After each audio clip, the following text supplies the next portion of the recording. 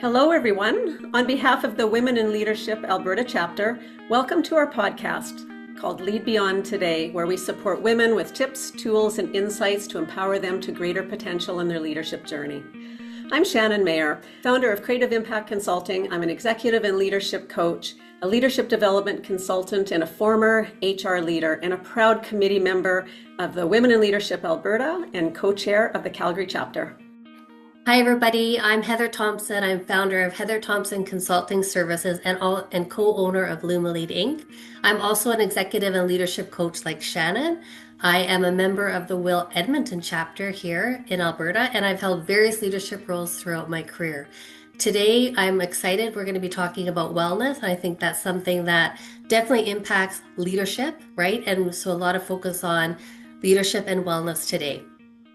Yeah, I'm super excited about this because we've been really focusing a lot of our conversations on how to thrive as a corporate professional.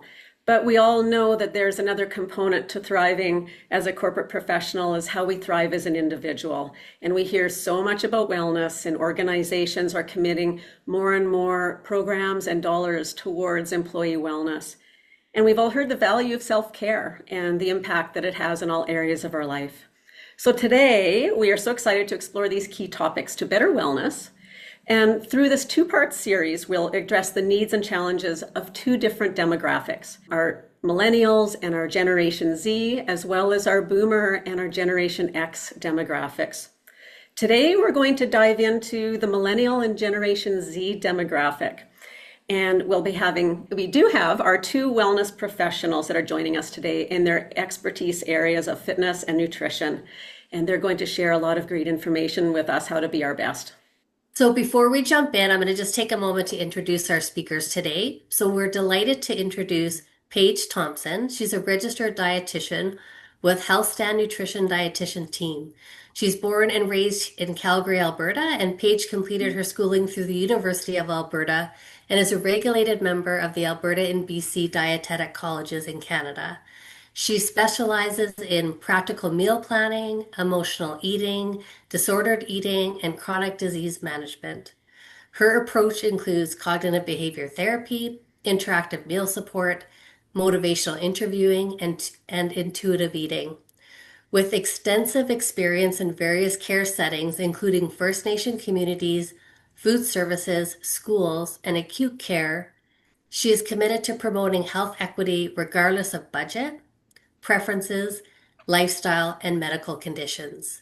Outside of nutrition, Paige performs stand-up comedy with humor related to science-based research in nutrition and normalized diet behaviors. She also enjoys portrait drawing and getting outside to hike any treacherous mountains the Rockies have to offer. So welcome, Paige, to the panel today. And for fitness, we welcome Kim Bruce, who is the founder of Soul Spark Fitness and Nutrition and creator of the Stronger Series, which is a 90-day coaching program designed specifically for women navigating perimenopause and menopause.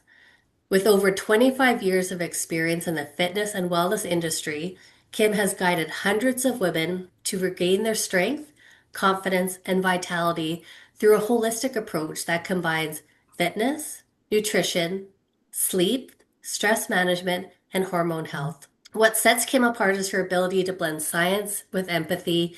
She's not just a coach, she's a cheerleader, an accountability partner who deeply understands the unique challenges women face in midlife. And Kim's philosophy is simple but powerful. It's never too late to take back your health. Beyond coaching, Kim is a wife, a mom, a proud grandma, living proof that women can continue to thrive at every stage of life. She believes in creating sustainable, joyful health practices that allow women to feel strong, sexy, and fully alive without restriction or perfection. Yeah, so welcome, Paige and Kim. Thank you. Thank you.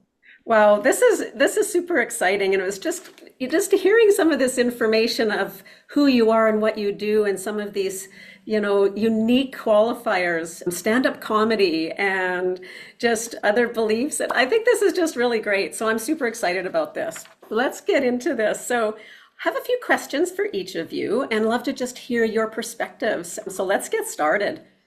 What do you think is the biggest health challenge facing the Generation Z and the millennials today in your areas of expertise? Okay, well, I'll start. For me, from a fitness perspective, I think the big thing is, I mean, we're just so inundated with information. We've got social media, AI, we've got everything at our fingertips, yet we're so disconnected with what to do, how to get started. So the big thing that I think is for our Gen Z millennials is there's just so many options and so many wagons to attach yourself to. It's quick to change to the shiny object or the shiny new Mm. program that they're chasing. So the big thing is to really understand what your goals are and then, like anything else, work backwards from your goals. That's the biggest challenge that I see. Or from a fitness perspective, the other thing that I see as a challenge is their posture. So I will never be out of a job because I will be fixing posture for the rest of my life. Even for us as we've aged, we're going to be needing posture fixes forever. I can relate to that. I just had a session with a personal trainer just to tweak what I've been doing and corrected this and this and this. And wow, I thought I was well on my way. I've been in the gym for almost 40 years, and you know what? We never stopped learning. And it was really powerful. Absolutely not. And Yeah. that's the beauty of it. You never stop learning or never stop chasing a goal. So yes, absolutely. Yeah, and I completely agree with that as I, adjust my posture and my seating right I now. know.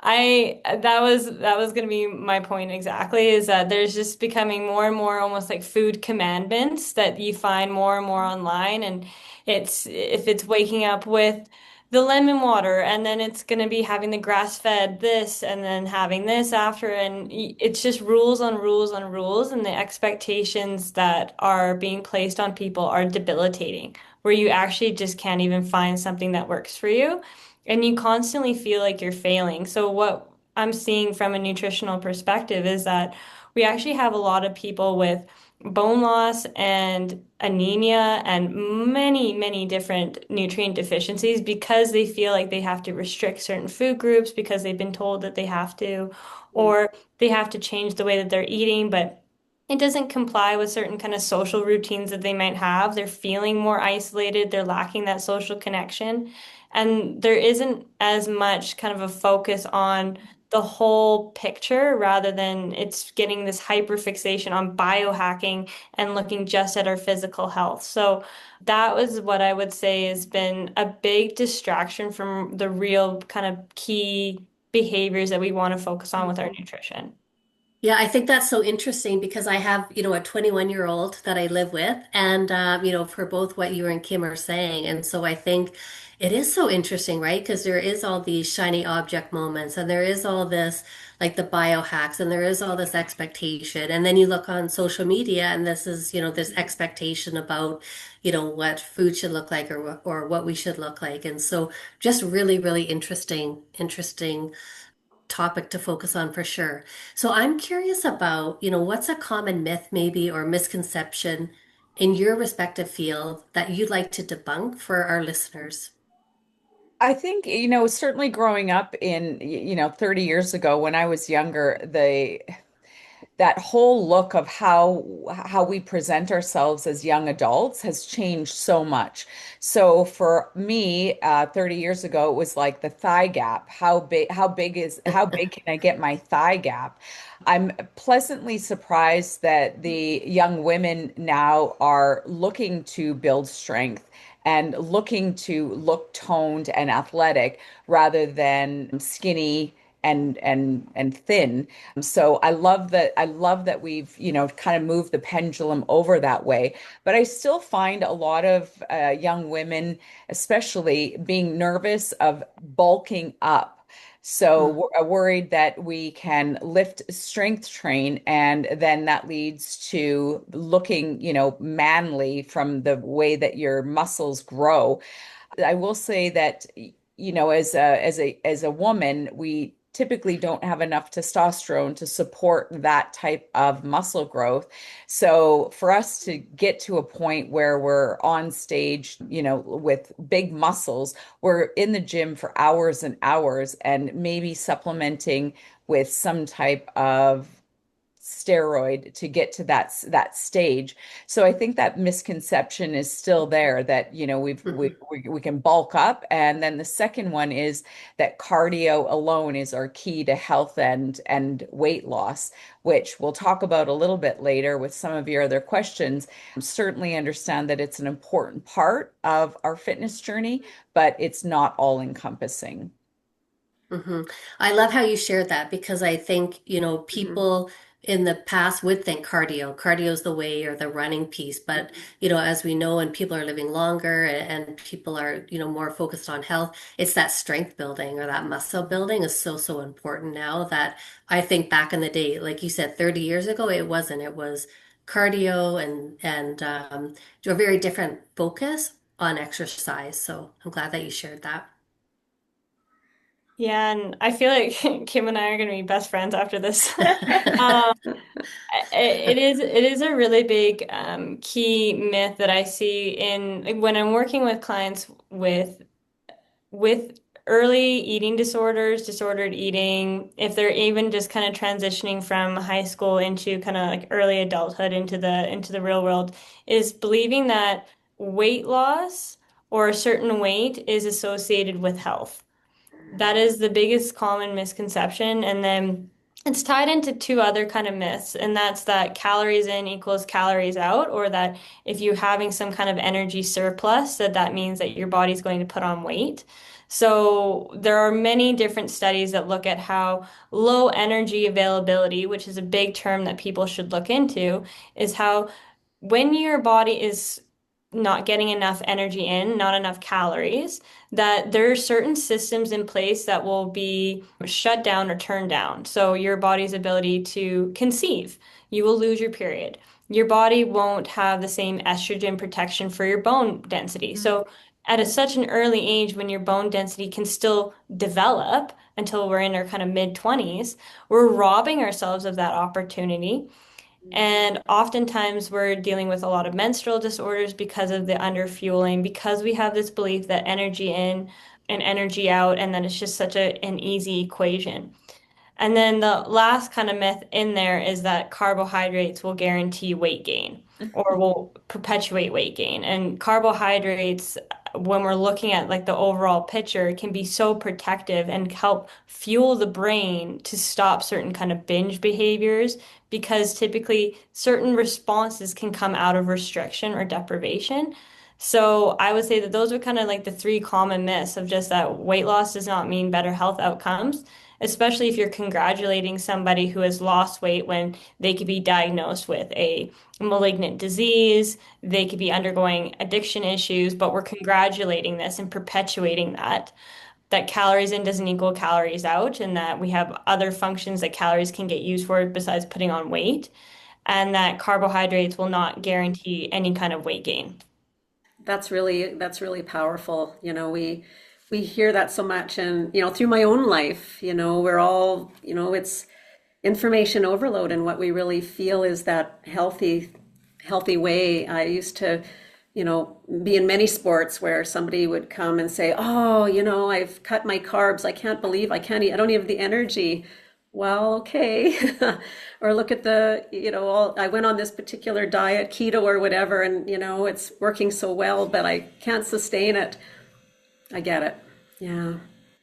So moving on, we hear a lot how stress and the use of technology, which of course, we get that, this demographic is so technology focused, but the stress and everything that comes from it, and just stress in general, can favor or distract us towards better nutrition and fitness. And I'd be curious from each of you, your thoughts and experiences, any examples of the ramifications of technology and stress and these factors.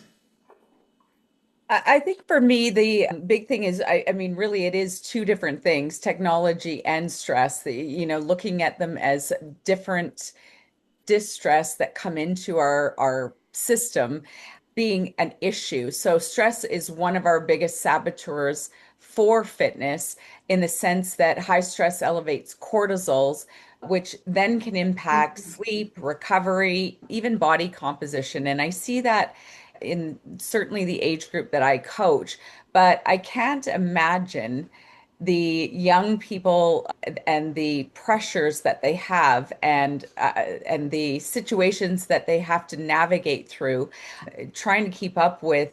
I mean, we had a hard time keeping up with the Joneses, and we didn't have technology. We just had the neighbors to keep up with. Never mind our, 5 million people that we follow on a daily basis. So I can't imagine even that small that level of Mm. stress, never mind what you're trying to navigate and what you want to be. Gone are the days where we could navigate going through a booklet of career opportunities that went from doctor to lawyer to teacher and business owner.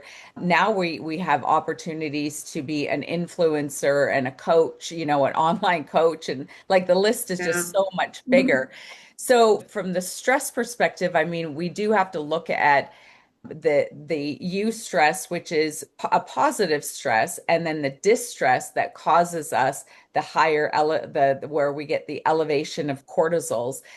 The positive of that is that exercise and fitness can help with the elevation of the cortisols and the stress.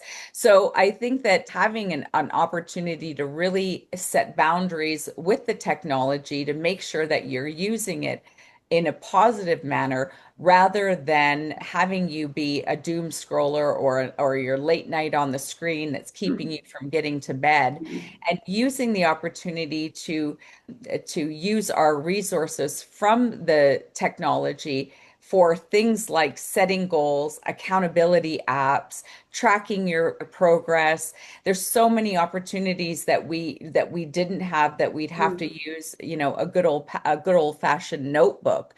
So I think that there's opportunity to be able to set some boundaries with our technology, limit our screen time, use it appropriately for things like goal setting, set your markers and work backwards from the goals, your fitness goals that you want to have, and then be able to even dive into how to execute said exercise.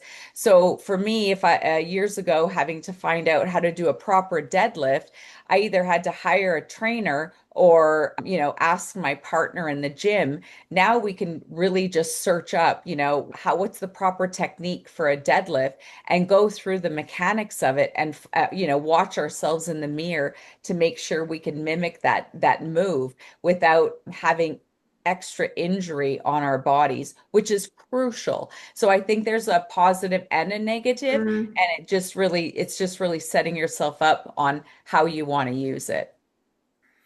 Yeah, and I want to kind of link this just really smoothly because that was kind of where I wanted to go with from a nutrition perspective for how technology would get utilized is about really setting an intention with it. And this is something that I'm not going to pretend like I'm amazing at this, but it's something that I'm actively working on and catching myself and I'm like, what is the purpose of why I'm on whatever app I'm using or how I'm using the technology. Going in with an intention that, okay, I want to decompress or I want to get a recipe substitution. Amazing. I want a meal idea. Amazing. Those are all beautiful ways you can use AI to your advantage. And exactly what Kim was saying is that you can utilize it in a way that can benefit you when you don't necessarily have the resources to hire a personal trainer or something like that. That you can use it to supplement information that you're getting from a healthcare provider as well. So that's fantastic. But just setting guidelines or a boundary or an intention of like, okay, I'm going in with this purpose. When it comes to stress, and I like how Kim separated these as well, because that's how I thought about it, stress and how it can really impact us from a nutritional perspective is our body's ability to receive nutrition is probably the biggest focus. It's kind of like if you're like if you're talking to your partner who's on their phone and you're trying to tell them something important and they're on their phone, they're listening to about 50% of what you're saying. And then they'll go, "What?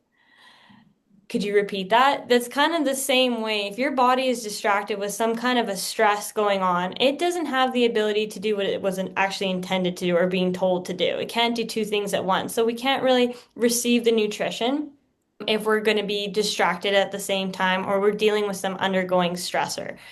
So in certain kinds of ways when we are going to, let's say, eat lunch at the desk in front of our computer screen Mhm. and we're trying to focus on finishing up that last email while we're, hauling a bag salad that we threw together last minute, you're not chewing each bite appropriately. You are like, there could be kale, broccoli, pumpkin seeds, all this stuff in that sweet kale salad that everybody goes and buys, but you're not actually chewing it down to each morsel. And we're just kind of swallowing it in large bites. It's going down into our digestive system. We make more stomach acid to try and break that down chemically because you didn't do it mechanically in your mouth. And then our body is getting it in these pieces that Mhm. it's the nerves are innervating our intestines, not allowing for proper digestion and proper flow. And then we're getting bouts of diarrhea or constipation or bloating and gas. And we're doing this on very low amount of calories potentially because we're working and trying to eat. And this stress, we really need to be able to compartmentalize it when we can. So if we are going to deal with emails, that's what we're dealing with is our emails. We're not trying to multitask our nutrition at the same time because that's when we're going to be running into multiple problems at that point. And when we're stressed with work, we don't need to deal with diarrhea. So Yeah, um, just one of that's those would ins- kind of be the yeah, takeaway. that's that's a helpful, insightful, but it makes sense. Be be present with what you're doing. That's a key takeaway. There was so much in that question. Like you guys Oh, really, there's a lot. were like there's just so much and just listening, I've learned a lot myself just as you guys were talking about the different things. So fascinating. We talked about being intentional. We talked about setting goals. I'm curious what you would think would be like one simple tip or a habit someone could start tomorrow that could improve their fitness or nutrition. What would that be? Just going back for a second, I think the big gap for me in this particular age group is seeing these athletes that come out of school and into the real world where they're looking for a job and trying to rinse and repeat Groundhog Day. This gap of having their food ready because mom or dad has picked them up from school. I mean, you guys that have kids, you can remember doing this. You've got your thermos filled, or you're, stopping at Subway, and you're grabbing something to go for their next activity to make sure that they're moving forward. And I think the big thing for me from a fitness perspective is that once they get out of that routine, that everything's like there's been no fundamental movement. It's all been activity. Mm. So, the big thing that I've seen in the last 20 years is these young kids that are coming out of high school and going into the work world, or university or college and going into the work world. It seems like we've got this complete disconnect, that they were athletes growing up, and then now all of a sudden they do nothing. So they're reverting back to their gaming, I mean, they don't even have simple daily practices that they're doing, which scares the crap out of me. So, I mean, if we looked at the big umbrella from a fitness perspective, I would love, your walking to be your base. Listen, when you're 20, 30 years old, I want you to be able to do anything that your heart desires. I want you to practice and try things that you have never done before, but you want as a skill as you age.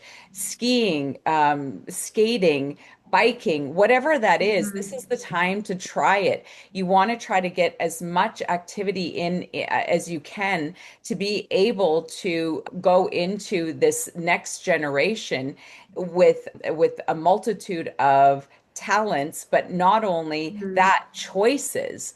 And so as we're limiting our activity and increasing our couch time, it's just a recipe for disaster. We're setting ourselves up and we think, well, we're Mhm. young, we can do this later. And yes, absolutely, there's never a bad time to get started, but we need to start looking at what's important and keeping those fundamental, like it should be a non-negotiable, like brushing your teeth and making your bed. What some of the simple things, so you're getting your walking in or you're running because you can still run at this age, some type of low impact, you're getting some high impact like a hit class or running hills or taking your bike out for some Mhm. speed training so that you can do whatever your heart desires on the weekend. And then you've got your strength training, which is truly the fundamentals of longevity, and we'll talk about that in your part two. And then finally, you've Mhm. got some type of yoga or Pilates practice that looks at the fundamentals of movement. At the end of the day, we have to recognize what our signals that our body is giving us and then Mhm. follow through with some type of collaboration with your practitioners like a chiropractor, a physio, the people that help with your supplements, because those will all come into play Mhm. as we age. But if you don't start here, this is just a snowball effect for problems down the road. I always believe that we can change things and they're fixable, but maybe we don't go back to what we would call normal when we're starting off in a place where you've Mhm. got all these deficiencies that you have to fix before you get moving. Yeah. I'm just going to jump in here Bentham. because I love what you said there because, I was talking to my dad who's, just turned 83, and we had this conversation about the importance of developing habits when you're younger. And so he was really active. He golfed, he skied, he played tennis, he did all of these things. And, at 83, he swears by chair yoga, right? And so he is doing that exercise. And he said to me that, he ran into a buddy of his and he said he's like hunched over and he's like having trouble walking, and my dad is like, spry and moving around. And so it's about people taking that time when they're younger to create those habits. I think those fundamental, you talked about fundamentals Mhm. of movement and really taking it serious and not waiting, right, till you're 40 or 45 or, whatever to develop those habits. So I really, I think that's such a powerful tip to share. No, I completely agree. Again, I feel like Kim and I actually just like met up before this and wrote our I think that in terms of for a lot of people in that kind of Gen Z era is that with all the expectations, there is this fear to try new things or be bad at something. And I really Mhm. want to just solidify this whole point is that it is okay to start something and be bad at it at any age of your life. And that goes into starting with cooking and basic skills. You do need to know how to cook certain things. You need to know how to provide for yourself so that you can make your body feel safe. And I think that when I'm working with clients, sometimes they'll say like, "Well, I don't know how to make a sweet potato or something like that." And I'll go, microwave it for 5 minutes and poke a bunch of holes in it. You're good. So we can start at a very small introductory skills and then work our way up into using different appliances and trying new things out. But it's okay to be bad at something. I cannot bike, but you got to build your window of tolerance every time you get on the bike. And that's what my partner has done is kind of forced me into doing things that make you feel uncomfortable. And Yeah. I think that this younger generation does struggle with a little bit of that discomfort. And it's about Mhm. building that tolerance level and just planning ahead and thinking about, okay, what does my day look like tomorrow? And how can I get the best kind of action plan Mhm. going? So, like, we even think about plugging our cars in. I think every Calgarian knows that if their car's outside and -40, they'll plug it in. And this is the same way with nutrition. It's just like, what can I do tomorrow to help future me out? And that might mean packing a breakfast, making sure that I have a lunch if it's going to be 5 or 6 hours without eating, making sure that I'm taking my vitamin D or whatever it might be, is just that you're thinking about future you and you're adding it in a way that's empowering rather than restrictive and depriving you. So that would kind of be like that bigger kind of message is be okay with being bad at things and also look out for future you instead of thinking about all the things you're doing wrong. Yeah. I always, just in listening to you, I remember when I was young and I, moved away to go to school like we all did or whatever, and I look at what I used to eat and what I used to cook, I think I look back now and I'm just like, but that was part of it, right? I was whatever age I was, 18, 19, whatever. But yeah, I'd like to say I've come a long way. I'm not a chef by no means, but you learn and you feel pretty proud about it. And it's really setting the intention. We talk about this with our corporate, well-being and corporate skills is really setting the intention to being better. Love it. So we just really appreciate this conversation and what all you've shared with us. Last question. Is there anything else that we haven't discussed today that would be important for our listeners to take away from this conversation? I think for me, there's fitness isn't about perfection or chasing an ideal body. It really is about building consistency with the basics. So moving daily, fueling your body, managing stress and prioritizing sleep. Like that's where we are. And if I have to put something on the bottom as the fundamental habit that you need to get yourself into, and it's sleep. Because as soon as we get out of sleep and a pattern that we're getting are 6 to 8 hours, and I mean I'm on the other side where I'm at 7 to 9 hours, everything goes downhill from there. So you don't feel like cooking, you're not making good Mhm. executive decisions, you're certainly not moving your body, and you're crying at a whim because you're so tired that you don't even know which way is up. So if we have to put something on the bottom, my sleep is at the bottom. And then from there, I'm going to take into the nutrition. I'm going to go into the managing stress, your movement. Like there's just these fundamental stairway that we're going to need for lifetime Mhm. of skills. And if we don't have these, then everything else just seems so much harder. Things aren't going to get easier as you add a career, chasing a career ladder. It's not getting easier adding children to your life. And if you don't have some of these fundamental behaviors in your life, then everything seems more difficult. The biggest takeaway that I can give you is as you age, the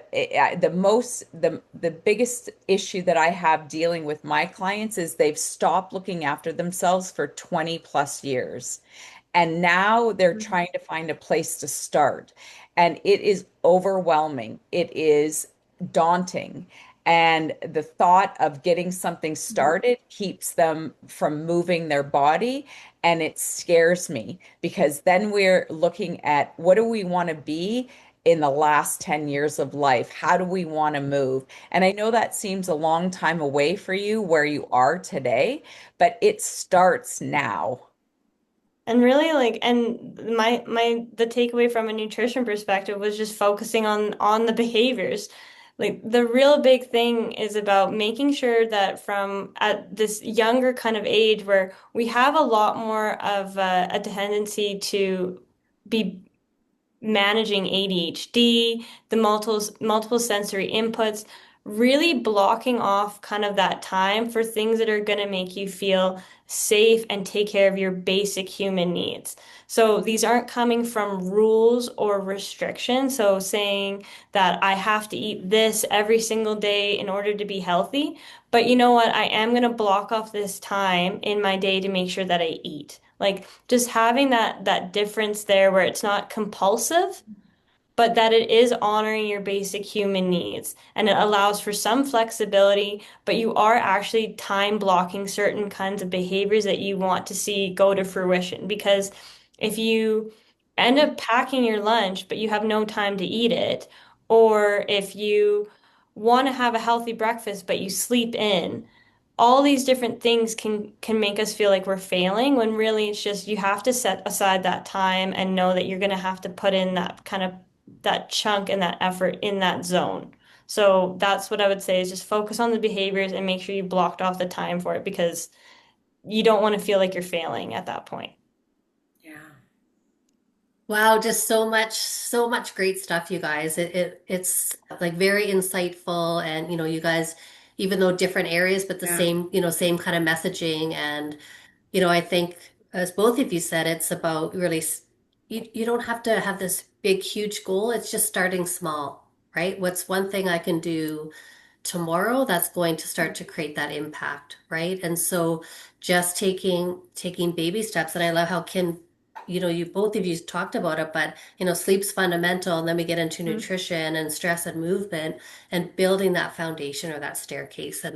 And so I want to thank both of you for being here today. And I want to thank our audience for tuning in to Leadership Beyond Today from Will, Alberta, where we're committed to empowering women and leadership all across the province. So we hope that today's conversation inspires you to lead with confidence and purpose. So please stay tuned as we're going to be embarking on the topic of wellness for our Boomer and Gen X demographic in next month's episode. So remember, your voice matters, your vision is powerful, and your leadership shapes the future. So together we can break barriers and pave the way for a brighter tomorrow.